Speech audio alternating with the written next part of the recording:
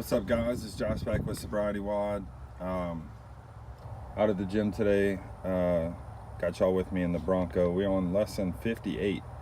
If it's your first time, welcome. If you've been before, welcome back.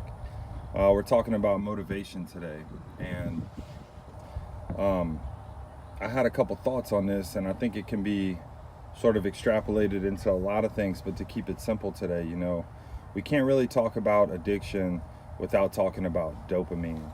If you guys don't know what that is, it's the chemical, it's one of our feel-good chemicals that our brain releases. And it is closely linked to motivation. In fact, I've heard addiction described as or defined as low dopamine tone. And what that means is that people who have either less dopamine or their receptors don't pick it up as well.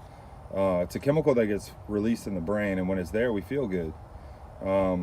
If you've ever had an orgasm, that you felt a rush of dopamine. If you've ever had a loved one come back home or something like that. I'm just trying to think of things. But really, like when you see a commercial for French fries or ice cream or something, you feel that little pleasure experience. That's dopamine, and it's really it's a biological thing, and it's something that our bodies use to get us to do the things we're supposed to do. Sex is one of them. So, we have this like evolutionary instinct to procreate, and that's part of that. To eat, we get that feeling when we eat or when we think about food. It's so that we continue to eat. So anyway, dopamine, low dopamine tone, and I'm not sure about all that, but it makes sense. So we would be people that were more likely to bond to something that gives us dopamine or that elicits that dopamine response. And motivation is linked to that dopamine release. So when we feel that dopamine, that prompts us to action. If you ever been to like a Tony Robbins thing or watch something on YouTube or listen to a motivational speaker, or maybe you go to church and the preacher is trying to motivate you to live a better life or something like that. That's those emotions that we feel that make us want to do that. That's all rooted in dopamine.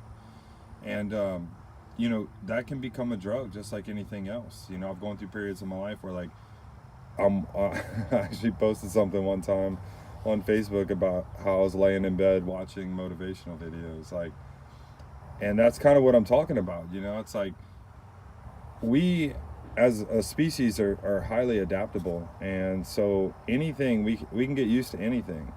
And when we surround ourselves with like motivation, we can become numb to it, where we get it so much that it takes like super special motivation to get us to act, and I think something that's really important to consider, and something that I learned in recovery, was this idea instead of motivation, and it looks exactly the same from the outside, but it's this concept of surrender.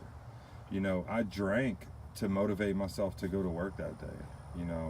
The Adderall and stimulants are specifically engineered to work on this system. So we take it and then we feel like doing everything, and it's like in the absence of that, some of us struggle to find the motivation to do the things we need to do. But the thing that works the same, that looks the same, may not work the same, doesn't feel as good, but it's just as powerful or more powerful, is this concept of surrender. And it's kind of just looking at what has to be done and surrendering to it, instead of trying to find something to make me feel like doing it. Surrendering to the fact that it needs to be done can be just as powerful, or surrendering to the reality of the consequences of not doing it. I didn't get motivated to quit drinking. I surrendered to the reality of the fact that if I continue to drink, this is what my life is going to look like. And so it was a peaceful thing and a giving up. It wasn't a motivated thing where I like somehow overpowered it. And I'm sure some of you guys have had similar experiences. So today your discussion is just about that reality. Did you have that experience? Did you get motivated to quit, or did you finally surrender to the consequences or the reality of quitting? And also, is there anywhere in your life right now that you might be seeking motivation to change, where, you know, maybe you need to change the way you think about it, and maybe you need to surrender to the reality of sort of the consequences of not changing? So you guys talk about that, and we'll be right back with the fitness application.